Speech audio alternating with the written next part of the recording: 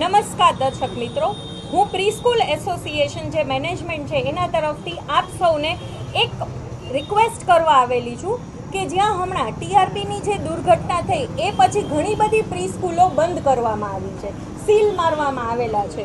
તો એને બાબતને લઈને સૌથી પહેલાં તો અમને ગુજરાત બોર્ડ એટલે કે જે સરકારનું ગુજરાતનું બોર્ડ છે એના તરફથી પરિપત્ર બહુ પહેલાં મળેલો છે, જેમાં ઓલરેડી અમને ફેબ્રુઆરી 2025 સુધીનો સમય આપેલો છે, જેમાં અમે બીયુ છે કે કાંઈ પણ છે રેગ્યુલેટ કરવા માટેનો સમય છે. તો અમે પ્રી સ્કૂલના હરેક સંચાલકો પોતપોતાની રીતે આ રેગ્યુલેટ કરવાનાની કાર્યવાહી ચાલુ કરી દીધેલી હતી. પણ મીનવાઇલ જે આ ટીઆરપીની દુર્ઘટના બની ત્યારબાદ એવું કરવામાં આવ્યું કે અમારી સ્કૂલો સીલ કરવામાં આવી અને અમને બીયુ માંગવામાં આવ્યું, જે કોમર્શિયલ માંગવામાં આવેલું છે, એજ્યુકેશનલ માંગવામાં આવેલું છે.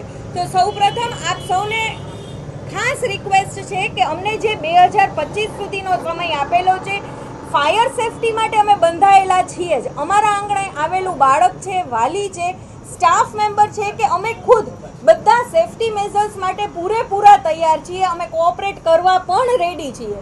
બધા જે કેસો એ પ્રમાણે ચાલવાના છીએ અને ચાલતા હતા. પણ 2 વર્ષ પહેલાં જ્યારે કહેવામાં આવ્યું ત્યારે હરેક પ્રી સ્કૂલમાં ફાયર સેફટીના મેજર એ પ્રમાણે અમે કરેલા જ હતા, હજી પણ કરતા જ રહેશું. પણ જે સીલ કરવામાં આવેલી છે સ્કૂલો, એ માટે ખાસ રિક્વેસ્ટ કરીએ છીએ કે આપ અમને સમય આપો. બીયુ જે છે એ રેસિડેન્શિયલમાં ઓલરેડી અલાઉડ છે, એમાં પ્રી સ્કૂલનો સમાવેશ નિયમો મુજબ કરેલો છે. તો એ ખાસ અમને કરવા દો, સમય આપો, અમે બધા સાથે છીએ. પણ અત્યારે જ્યારે અમારા એડમિશનનો ગોલ્ડન ટાઈમ છે કે જ્યારે ઇન્ક્વાયરીઓનો રશ છે, નાના એકમોમાં હવે બાળકો એડમિશન લેવા આવી રહ્યા છે, ત્યારે જો આવી રીતે સીલ કરેલું જ રહેશે તો અમારા નીચે જેટલા પણ કાર્ય કરે છે, જે લોકો પણ અમારે અહીંયા એમ્પ્લોયમેન્ટ મેળવે છે, એ લોકોનું શું કે અમારું શું? તો ખાસ અમને સમય આપો. અમે લોકો ફાયર સેફટી માટે અગેન હું કહું છું કે અમે છીએ જ સાથે. પણ જે બીયુ રેસિડેન્શિયલ અલાઉડ છે એ શક્ય હોય તો અમને એમાં સાથ આપો, જેથી કરીને નાના એકમો જે છે, કેમ કે પ્રી સ્કૂલ જોશો તો જનરલી મહિલાઓથી જ ચાલતી સ્કૂલ્સ છે, તો એ લોકોના રોજીરોટી ઉપર કાંઈ અસર ન પડે એના માટે અમે રિક્વેસ્ટ કરીએ છીએ. અત્યારે શક્યતાઓ ક્યાંય દેખાતી નથી કે અમે પ્રી સ્કૂલો અમારા નાના એકમો ખોલી શકીએ. એટલા માટે જ અમે લોકો આપ સૌને રિક્વેસ્ટ કરીએ છીએ કે અમને સમય આપો. બાળકો ઘરે બેસીને નાના જે મગજ છે એનું શું આપ વિચારો તો 2 વર્ષ કોરોનામાં ગયા, જ્યાં એ લોકોએ ડેથ જોયેલી છે, જ્યાં એ લોકોએ ન્યૂઝમાં નેગેટિવિટી જ જોયેલી છે, અને અત્યારે પણ જે ચાલી રહ્યું છે એ બાળ માનસ ઉપર તો નેગેટિવિટી જ ફેલાવી રહ્યું છે. તો આપણે સેફટી તો પહેલાં લઈએ જ છીએ, પણ તેની સાથે બાળ માનસની થોડીક જવાબદારી લઈ લઈએ કે એને નેગેટિવિટીની બદલે આપણે ક્યાંક ને ક્યાંક એજ્યુકેશન તરફ ફેલાવીએ. જો આ નહીં આવે તો સ્ક્રીન એડિક્શનમાં કન્વર્ટ થશે. તો અમને સહકાર આપો કે જેથી કરીને બાળકો જે ભવિષ્ય છે આપણા દેશનું, એના મગજ ઉપર ક્યાંય ખોટી નેગેટિવિટી ફેલાવી ન શકે.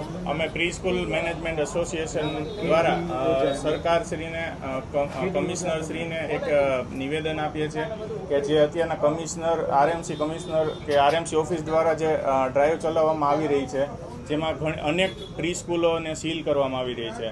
રીઝન શું હોય છે? એમાં 2 રીઝન એ લોકોના હોય છે કે એક કાં તો બીયુ એજ્યુકેશન હોવું જોઈએ, કોમર્શિયલ હોવું જોઈએ, કાં તો અને બીજું ફાયરના એનઓસી હોવા જોઈએ. અત્યારના જે ટીઆરપી ઇન્સિડન્ટ થયો પછી જે એ લોકો બીયુ અને જે ફાયર ઉપર એ લોકો ફોકસ કરે છે, તો બીયુ રેસિડેન્શિયલમાં હોય એનું રીઝન એ છે કે જીડીસીઆરના નિયમ મુજબ પ્રી સ્કૂલ છે એનો સમાવેશ રેસિડેન્શિયલમાં જ થાય છે. તો તમે બીયુને શું કામ એજ્યુકેશન કે કોમર્શિયલમાં માગો છો? બરાબર, બીયુનો રેસિડેન્શિયલમાંથી એજ્યુકેશનમાં તમે કન્વર્ટ કરશો તો એનાથી એનો સેફટી, જ્યારે આપણે સેફટી જ અત્યારના જોવાની છે, તો સેફટી કંઈ ચેન્જ નહીં થઈ જાય કે બીયુ રેસિડેન્શિયલમાં જશે ને ત્યાંથી કોમર્શિયલમાં કે એજ્યુકેશનમાં કન્વર્ટ કરશો તો એ પ્રીમાઇસી સેફ નથી થઈ જવાનું. બરાબર, તો આપણે એક સેફટી ઉપર વધારે ફોકસ આપીએ, ના કે કાગળ ઉપર બીયુ ખાલી રેસિડેન્શિયલ છે કે એજ્યુકેશન લખેલું છે એના ઉપર ફોકસ આપીએ. બીજું કહેવાનું એ છે કે ફાયર માટે અમે અમારા એસોસિએશનમાં બધાને જ કહી દીધું છે કે ફાયરને રિલેટેડ જે કાંઈ પણ ઇક્વિપમેન્ટ જોઈએ, જે કાંઈ પણ એક્સટિંગ્વિશર જોઈએ, એ બધું લગાવવું જરૂરી છે અને આપણે બધાએ કરવું પડશે. એના માટે એનઓસી જેની પાસે નહોતું એનઓસી માટે એ બધા એપ્લાય કરેલું છે અને જેની પાસે એનઓસી હતું એ બધા એકમો ચાલે છે. પણ અમારો મેઇન પ્રશ્ન એક જ છે કે બીયુને જીડીસીઆરમાં જો રેસિડેન્શિયલમાં ચલાવવામાં આવ્યું છે તો અત્યારના આરએમસી ડ્રાઈવ પ્રમાણે બીયુને રેસિડેન્શિયલમાંથી એજ્યુકેશનમાં શું કામ માગો છો?